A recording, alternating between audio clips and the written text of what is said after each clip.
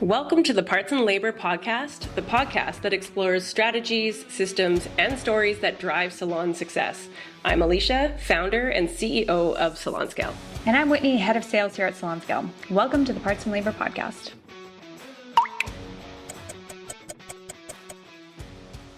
Welcome to the Parts plus Labor Podcast. I'm your host, Whitney. And I'm Alicia. And we are coming to you virtually today because what would living in Canada be without a surprise blizzard on a Thursday? Just a typical time here in the wild up. Yep. So we figured we better not risk it and just do this from our homes today.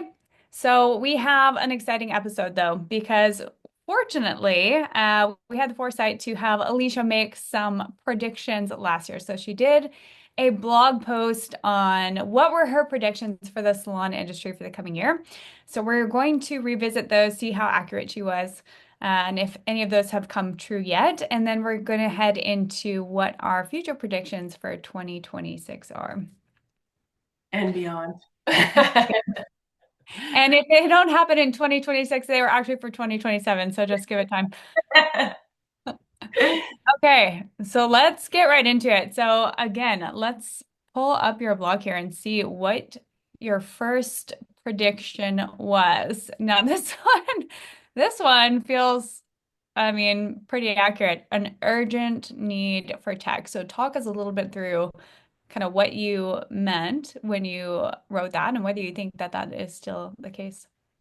Yeah, I think, especially with these predictions, I kind of go from two places. I go from, when I look at statistically what's going on, when I look at really what, data is showing or what's happening, they kind of factor in some thoughts.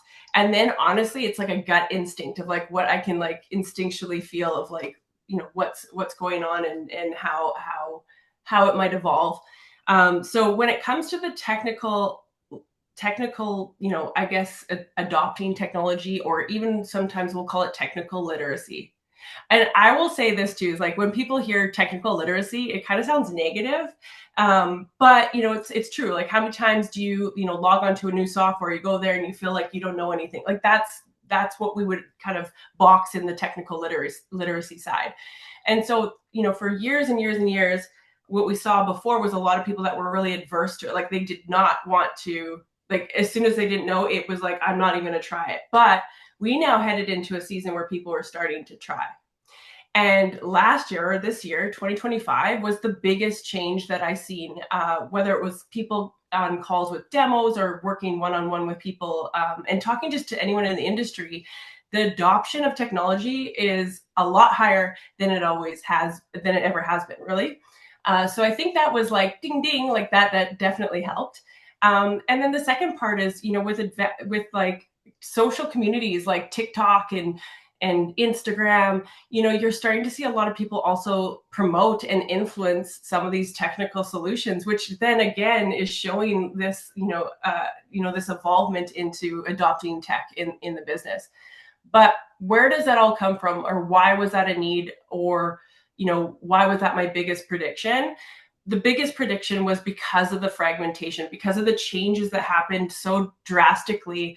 It was started prior to COVID that came through, but it amplified it. And we've seen a huge shift in independent movements. So we've seen a lot of solos, a lot of suites pop up over the last decade. And then through that kind of transition, there's a lot of, a lot more smaller businesses in our industry.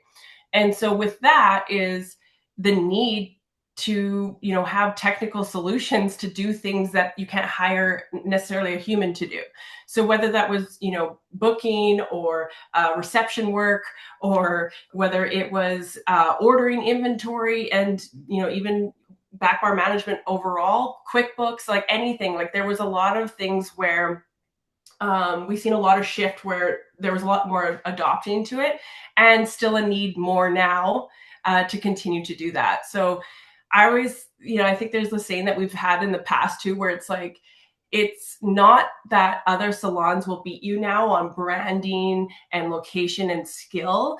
It's that the salons that really can handle their operations, and the salons that really, adopt technology to take over some of those parts of their business, those are the ones that are winning, essentially. And I still think heading into the next year, this will be a top thing too, is there'll be a lot more advancement through this as well.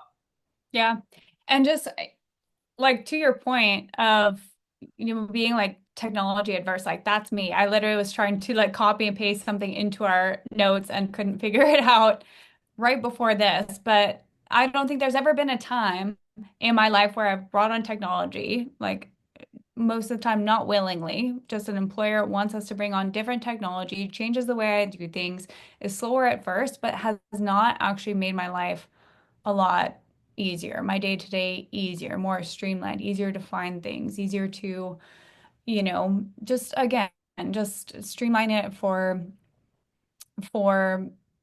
I don't know how I'm gonna end that sentence. So I'm just gonna pretend like it didn't happen and hope Casey cuts it out. You know what? I feel like that's the whole thing, right? Like, I think the big thing I'm noticing here too, and I will give a little bit of advice here. So you're heading into a new year. It's January. It's coming up. You're gonna have maybe like a few days off. Hopefully, you take some time off, and you're gonna reset the new year, right? And so if you're a salon owner and you're listening to this, I say this is the best time to audit your tech stack or audit your technical solutions, right? So the first thing you want to do is write down every single subscription, every single tech that you use. Write it down, whether it's Canva, whether it's some editing software for your social pages, whether it is SalonScale, whether it's some booking software, whatever you're using, write down all the ones you're using. Then write down what it costs you for each of those, monthly, annually, whatever. And then what you want to look at is the purpose. What is the purpose of this? So I'm spending this to get what, right? So like when you write that down, you can see tangibly the software that actually is helping you save money and bring you money. And it helps to make sure you cut down the ones that are just taking up too much of your mind that actually aren't providing you any value. What you'll notice is you probably have a ton of subscriptions for things like social and all this stuff that keep you distracted from the things that actually probably bring you a little bit more cash in the business. But when you audit that out, then you make your plan, and then you can look in and lean in. And then the plan is, how do I learn more about those softwares? How do I schedule this into like, either it's quarter by quarter, like the first quarter, I'm going to learn more about SalonScale. I'm going to really invest in the more tools that SalonScale can provide to me. Like, how to expand from that. And those are the things, like that's the mindset. Like that's the mindset that we, are starting to see evolve, especially for those that are sitting in that seat of owner. And that's what we need to do to be able to get through those ups and downs in seasonality in your business. Yeah. Yeah, no surprise there. Tech is on the list, and I'm guessing it's going to be on the list for our predictions for next year too, as we kind of alluded to. And yeah, those who kind of adopt it, I think we're going to start to see them move ahead at kind of a bit of a faster pace than those who don't. So your next prediction. Solos are fading, I believe is a word I have here. So tell me a little bit about that. Well, like not only did I predict that was like a couple of years ago, I think I posted that, but when I posted that and when we talked about that, it's definitely happening. So essentially we're seeing a change where what once was this, I have my own suite, independence, this movement. Again, I think the like word of the podcast today is operations. I think a lot of people that went independent and went on their own, they realized, number one, they missed the team culture, like they missed being around that. And with team culture also comes a healthy competitiveness and accountability that kind of comes from that. So being around groups of others helps you raise your own bar. Whereas when you are working for yourself, you only can rely on yourself. So when it's good, it's good. But when it's not good and you're alone, it's hard to continue to self-motivate yourself. So that's what we kind of seen in that season of change that happened, where a lot of people that went on their own, they were really missing that kind of, that side. And then the second part was they realized it actually takes a lot of time to operate the business, and all those extra things that they weren't paying themselves for, such as like doing their orders or answering or booking calls in, or checking emails, or taxes, anything that they were doing on the operational side of their business ended up taking more time, and it wasn't making them more money. That was that big aha moment where a lot of independent and solopreneurs started to have that, like, like, I miss having this taken care of for me. I miss having that opportunity. So we've started to see a huge change, especially in this later half of this year, where a lot of solos are starting to find their ways back into commission or team-based salons, and or they're coupling up, and they're starting to create more of a hybrid kind of salon where there's multiple people just owning one business, or helping with the operations all together, to take kind of that extra time off and move into that. But yeah, I do continue to see this move and evolve, where we will see more coupling and grouping over the years to come. And I know we've touched on this before, but what do you think is a big driver for that initial solo movement? Is it wanting to keep more of your earnings, or like more flexibility within your schedule, or not wanting to work for like a toxic environment, or what, or all of the above? Yeah, I think it just ultimately it comes down to time and money. So I think that stylists, especially senior stylists, they built their book, and there's a lot of confusion on compensation, right? So a lot of the times it's, what was this fee for? Why does my check not reflect what I brought in? I brought in this big number, but there's a lot of lack of communication on the actual cost of doing a salon, and what that looks like. And so that kind of creates that kind of erosion, and that kind of created that initial separation. And so I think that that era, and what we talked about in the Salon Eras podcast, I highly suggest to go and listen to that one. But it advanced really quickly because it was so easy. Advancements in technology, and being able to have access to your customers now directly, right? Like in the last 10, 15 years, we'll say 15 years. In the last 15 years, it has shifted. Stylists own the relationship with their customer. The salon does not own the relationship with the customer. They own that transaction. So therefore, with the advancements like Instagram and any social platforming, it was very easy to just take my book and go somewhere else. It's like a lot easier to kind of move into that area. And so with those things happening, it was a fast evolving and a fast shift over to that, which has now started to slow down and leak. So we've seen a lot of change that's happening.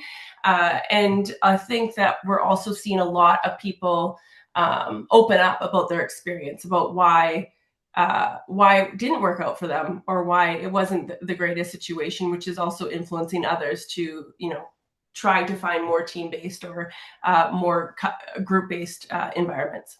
Mm-hmm. Mm-hmm. Yeah, I think, and we'll touch on certainly that hybrid model here too. I'll foreshadow that. That's a big one coming up as well. Um, your third, though, so we have four total kind of predictions. But your third one is, I believe we're going to see a big development in franchise salons. Talk us through that one. All right. So what I see here is it's franchise by acquisition. And the reality is, what I think is, there's a lot of exhausted salon owners out there. And there's a lot of salon owners that have finally passed or surpassed truly understanding how to make a profitable business. And so those two groups of people are starting to find each other. And what's happening now is a salon that's truly finally lived into their profitability, understand their operations. They know they can grow through numbers. So they know the hardest part is finding the location, building the team. That's going to take 2-3 years before they're going to see returns. Whereas they bought a salon that was already in existence, and all they had to do was essentially just evolve and move into some of the new operations, they're going to be able to multiply. So this is really what I do highly predict and will see happen, is salon owners that are profitable will be able to borrow cash from the bank and borrow to buy others. And so with that, that allows us to see some acquisitions happen in the place where we don't just see salons close or sell for goodwill, but we see a pathway where we're starting to expand location by location and expand through numbers. And that's the kind of franchising that I think makes the most sense, and something that I actually am pretty excited to see that to continue to happen as well. Yeah, so you're thinking, so not necessarily kind of like the big franchises that we all know about, but again, like a salon owner who has their operations down, who's running a profitable salon, who's kind of like figured out the way to make it work. You see them buying up the Yeah. salon that are ready to sell. Well, I mean, a lot of salon owners, they attend a lot of the same events. A lot of the ones that are similar, they have the same color lines or brands. So they're also at a lot of those events. So they know salon owner to salon owner. And now we're starting to see more salon owners talk to each other, which is another change. And so with that, if you look at salon owner to salon owner, it's like having a sit down and a conversation is who's the strongest operator, who is the strongest, maybe one of them's really strong at like the retail side of the business. Maybe one of them's really strong at the service, like education. They were really get skilled stylists, so could take on, the training and the systems to continue to evolve the salon. So that's all you got to look for is find, I was going to say, find your Spice Girls, but that's legitimately what we're looking for here is pulling all that together and having it all in one. You now can completely change the game. So instead of having, 3 salons in a city that are all very comparable with 3, pretty good salon owners, what if those 3 came into one?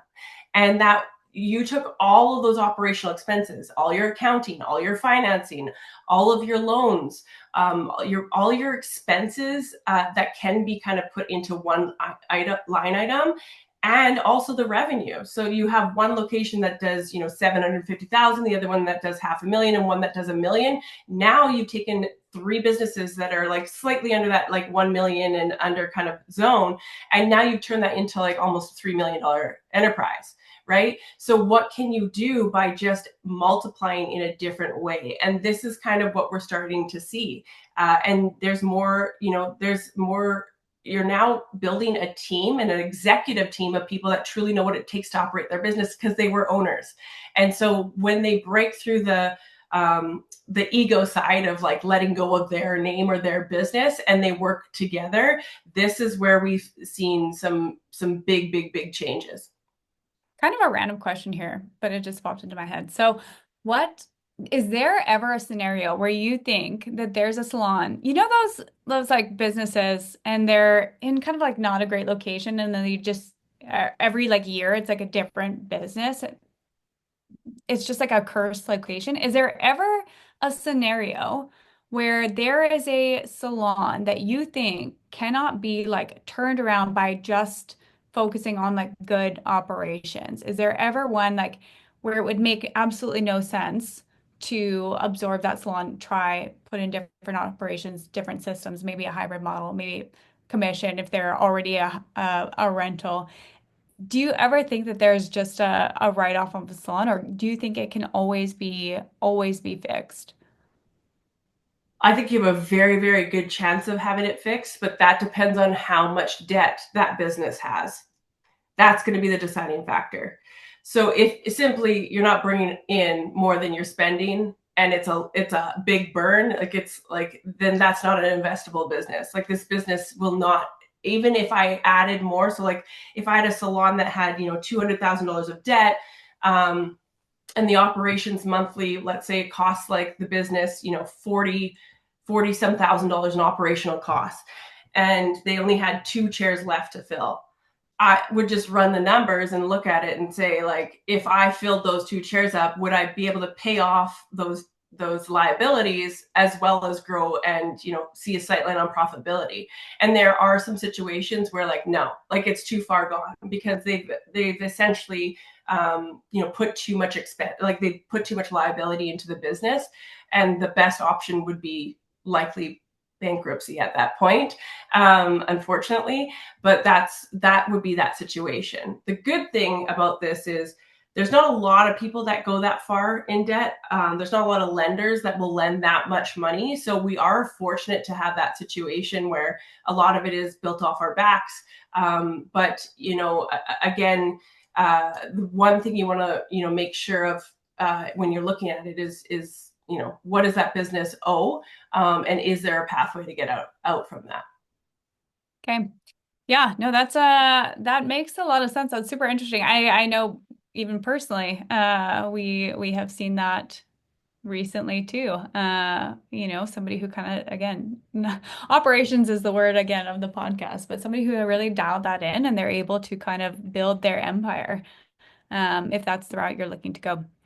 So, your final prediction for 2025 before we get into our new predictions for 2026, incoming hybrid salons. We've touched on this for just about every single one that we've talked about so far. But we do really, really kind of believe that that is in the future. So walk us through that. Yeah, I'm happy to see that it started to click, right? So I've seen, especially this year, a lot more conversation about the hybrid location. Um, and really what we've seen is just a way to be able to really dial in those operations, to be able to share those costs together. So again, whether it is, 2, 3 stylists that were in a suite situation that went and said, let's all work together and have our own location, like get that salon together.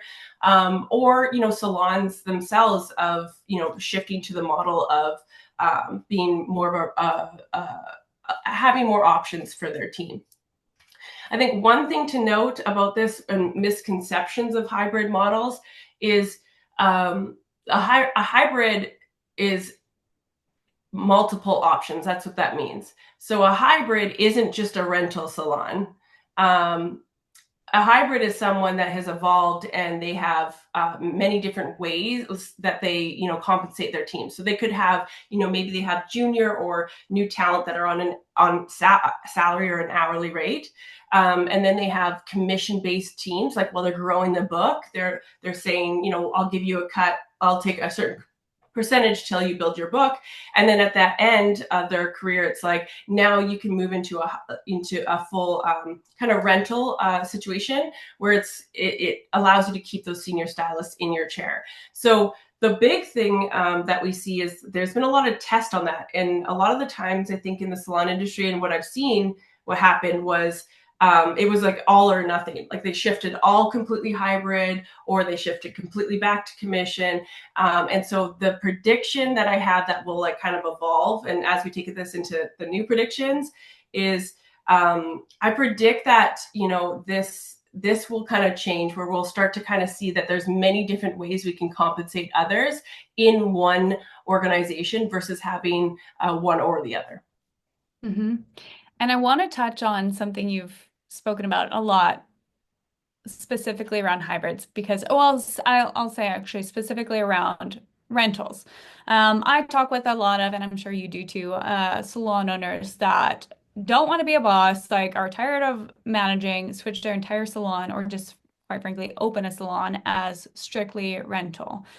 And then they often get on the call with us and they say, this isn't making me enough money. There's no like what my growth is completely capped. The only thing you can do when you have renters, besides focus on your own kind of model there, is raise the rent.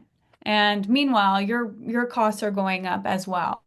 And so we kind of have you specifically developed kind of with this foresight of the hybrid model in mind a way to earn a bit of extra money off of those renters, create really a new revenue stream off of those renters specifically. So if you want to dive into color Yeah. tab. I think this like comes into, and I spoke about it as calling like developing an agency mindset, right? Becoming an agency for especially again those senior stylists. They built a book, right? And for them, they're building from their own customers, and they're fully booked. So in their minds, they could easily go like they could go somewhere else. They could start their own thing. So there is like kind of a shift in communication at that time. So with a hybrid opportunity, or going by rent, a lot of salon owners, commission-based salon owners, like this is where we get like a ton of people that are so anti this. They're like, why would you do this? Like, you're not going to make any money if you rent by chair. Like, you have a stylist that was bringing in $100,000 a year, maybe even more, and they're on commission. You're probably making 20, 30,000. So we think from each of them. And then if we went to rent $1,000 a chair, why would we go from 20, 30,000 down to 12,000? Like, that doesn't make any sense.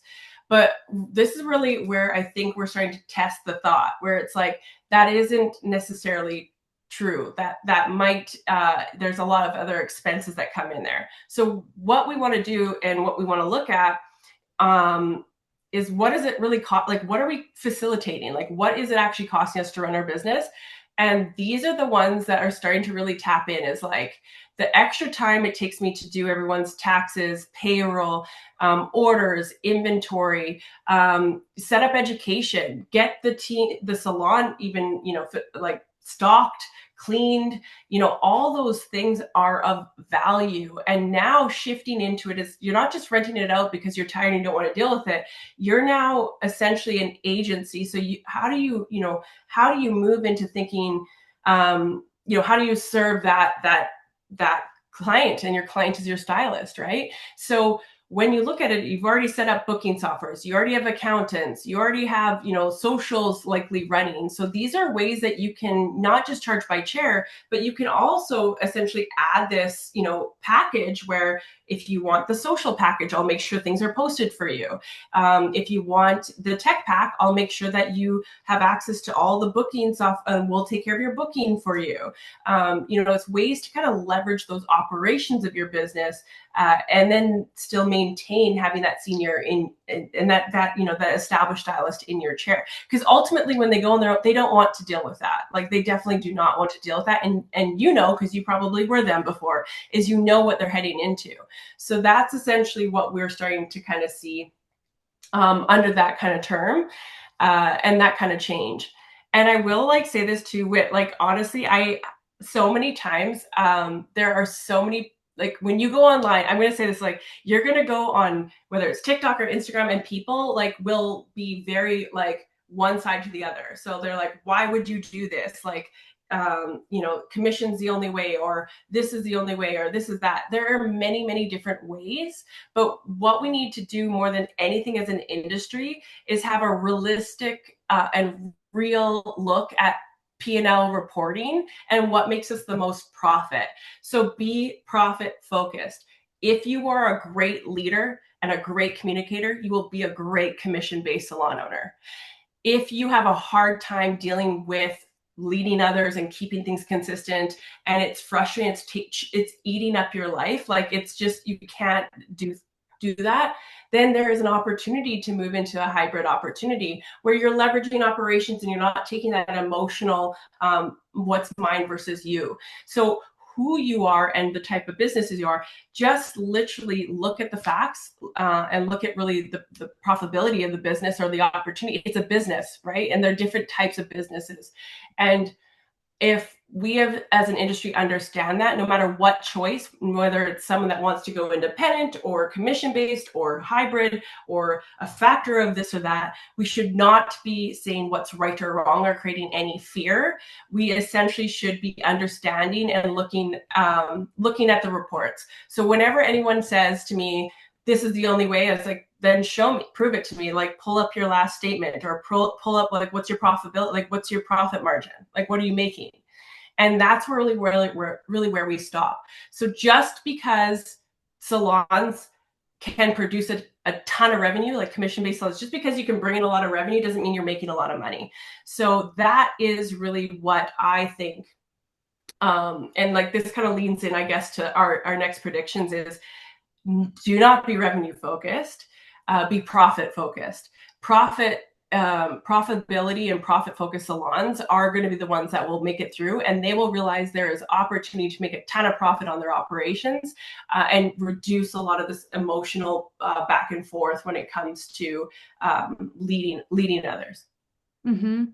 I love that point. I love obviously profit focused, but the point of, I think there's so many things that salon owners of, who have renters throw in for free, right? We want this to be a desirable place to work. So you throw in the free booking software, you throw in, you know, the inventory, the ordering, whatever perks there are for working there. But there are ways, like you said, those are your clients, right? You can be that agency towards them. You can kind of itemize those things because you're giving time. That's time costs money. And so you're doing kind of that service of things that they don't want to do, taking that off their plate. And that's a way for you to make a little bit more off of those renters than just the straight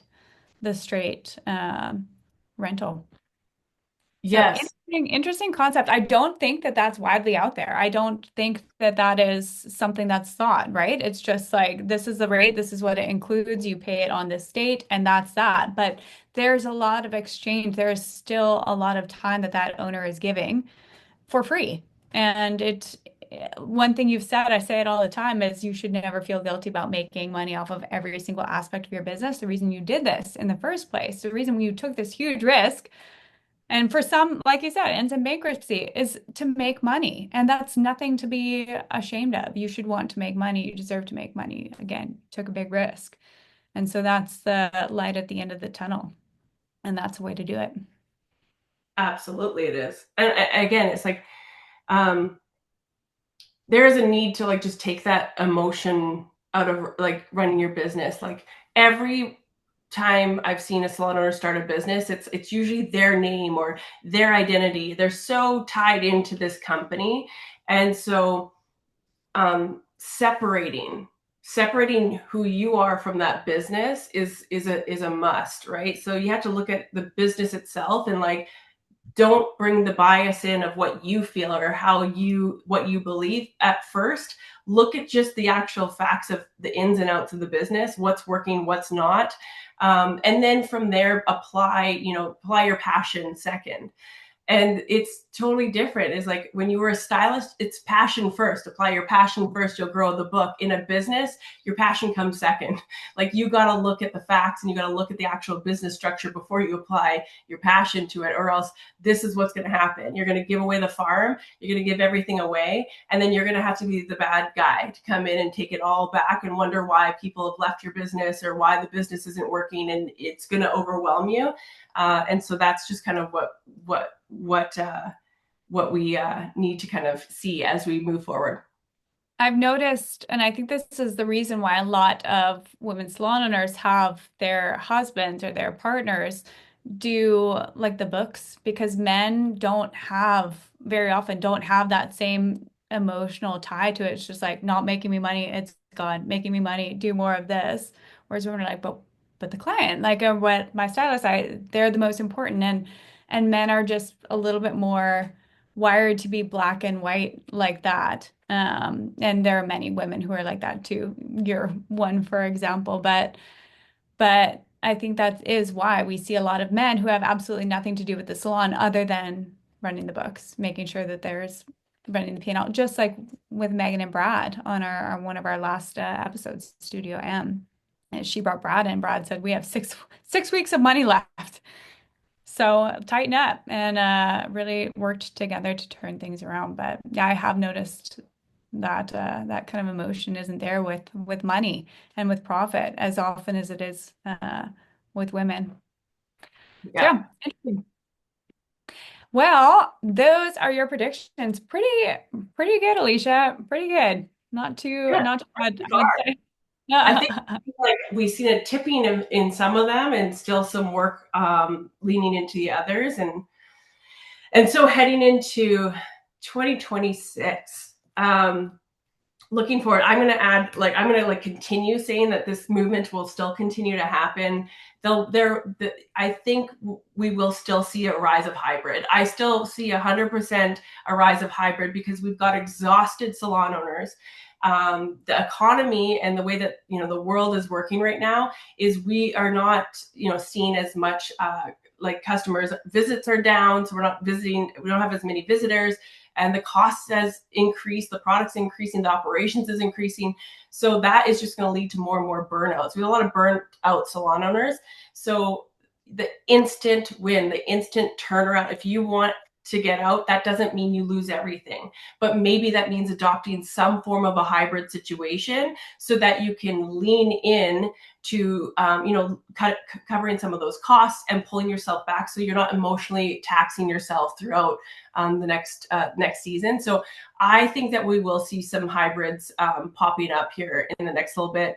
I also do think that we will start to hear about salons merging and acquisitions coming. So the word acquisition is such a it's not a very common thing that we talk about in the salon industry. It's very rare you ever heard about, oh, this salon acquired this salon. Never. And so this is kind of I say, this is my prediction, is we're going to hear of some big ones coming up. This is going to be the year of some acquisitions, not just salon owner to salon owner, but I also think software to software. We're going to see the industry, instead of it continuing to be fragmented and a little bit of mixture of everything, we're going to see some acquisitions coming here in the new year, which is exciting to see that kind of build some strength there, which will be good. And then, I do think that that those ones would be my strongest predictions for the up and coming season, what's coming up. And then, I think that overall, what we kind of explored today, some of those extra thoughts, I think the big thing is the keywords we talked about. Operations is number one. So I predict those that lean into operations and less feelings, more facts, will continue to rise and thrive.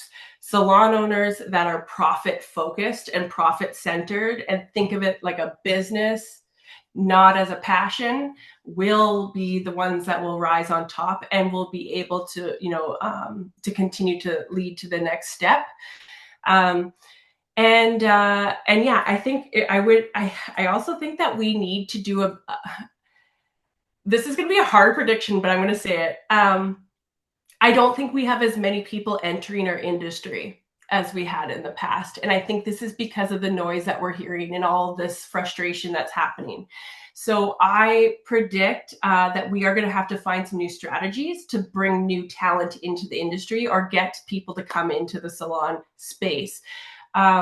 And when we look at schools and we look at bringing people to start their professions, again, we need to continue to figure out how we get more and more people to want to come into this industry. So I think there'll be a lot of topics on this. There'll be a lot of push, and there's going to be a moment, I believe it'll happen in this year, where we'll have an oh shit moment where it's we do not have as many people coming in.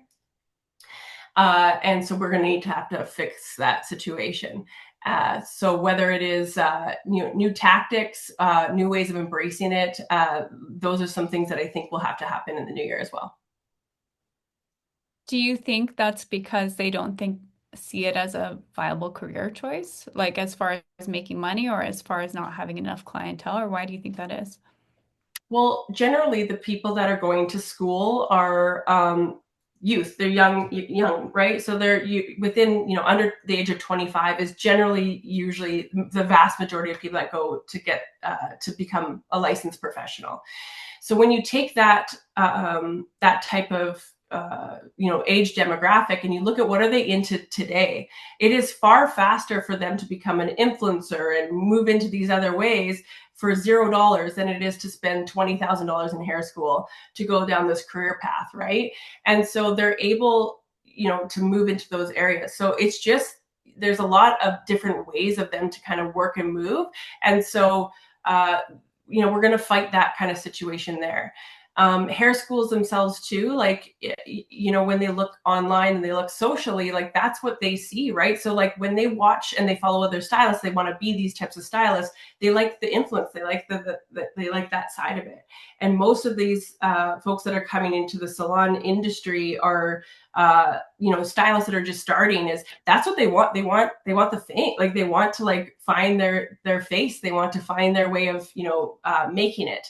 And so there's a little bit of a change there. And then when you look at anyone 25 and up, right? When we look at anyone, this would be the best industry to enter, right? Because a stylist, a stylist can make good money behind the chair. And when we look at it, you still have a good season of career. It's not something that you're only going to be working at for a few years. It's something that you can definitely get in and grow. And so I think that, when we look at, more mature students that are coming in, is when they go to hair school, is like, do they feel like that's a place that they want to come and belong and learn? And so that's where I think we need to test the situation of, like, who's coming into the industry? How do we adopt more mature stylists coming into the industry too? Or people that want a new career reset? You have people that, want to change. Maybe they were working at the bank, or maybe they're working in retail and they want to now get hands-on into the salon space. And, they're 35 years old and they're wanting to kind of change it. It's like, let's kind of figure out how to embrace some of those, because that kind of area, or that demographic, it is, $20,000 to $30,000 to go to hair school, but essentially within 1 year they're already out and making money. Also, the maturity of them allows them to, grow a book and be able to do all those things, and to be able to require, to be able to have a good, successful career. They're very driven. They have purpose. They have a lot of things. There's a little bit of a difference there. So I think that, and this is just speaking very candidly, is like, I think we need to be open to what the ideal image of a stylist is. And we kind of need to embrace back the craft, like the actual service, what we're doing, and the structure. So that is kind of what we need to do. So embrace that we're not trying to build a team of lookalikes, that we're trying to build world-class service. And so with that, and, with being, being from what I've been seeing in the industry, the space of bringing people into the space, I think that there will need to be a little bit more push in this area to kind of get more people into the door, so that we can continue to plant the seeds in the next generation and have a lot more growth. Mm-hmm. And AI can't apply hair color yet, anyway. So good career. No, and it's one of the last industries that someone can come and get human to human interaction, right? We do sometimes get flags as therapists or counselors or whatever else you want to call it, but what a beautiful thing, right? Because you're not programming your response. You're having a real connection with someone, and sometimes therapy and all that stuff is too intense, right? So like, you're kind of like a really great place and a safe place for a lot of people. And so that's really special for us, and something that makes our industry a very, like, interesting space. Because as the world changes, and as we see a lot of these technology changes, this is a sector and this is an industry where we will be one of the last that still provides that.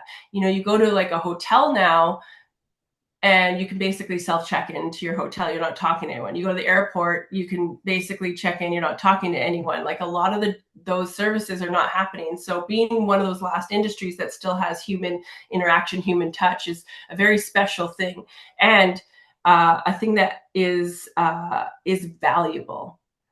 So that is the thing, is to really, really think about the value add, and value yourself as one of the very few industries that still have that kind of element. And I think that will be a interesting time as we keep seeing technical changes all around. Mm-hmm. Well, that is probably a good place to stop for today, unless you have any other hot takes. No, I would say, again, I was very vague, I guess, on this year's predictions, but I would say, like, again, echoing what we just talked about today, is like, a lot of that's going to evolve through, and a lot of the things that we've seen in 2025 are now going to be actuated into 2026. So action is this is the year where we're starting to see a lot. We will see a lot of change, and so I'm really excited to see the actions that come out of 2026. It'll be a great, strong year for us. Okay, perfect. Well, you go ahead and do the outro because I'm not allowed. Yeah, yeah, you're not allowed. All right. Well, thanks so much for joining us on this virtual podcast. And we're looking forward to the next episode. And for those that want to know more about SalonScale, head to salonscale.com. We'd be happy to have a demo, a conversation, anything that you need. Thank you so much for your time, and we'll see you on the next one.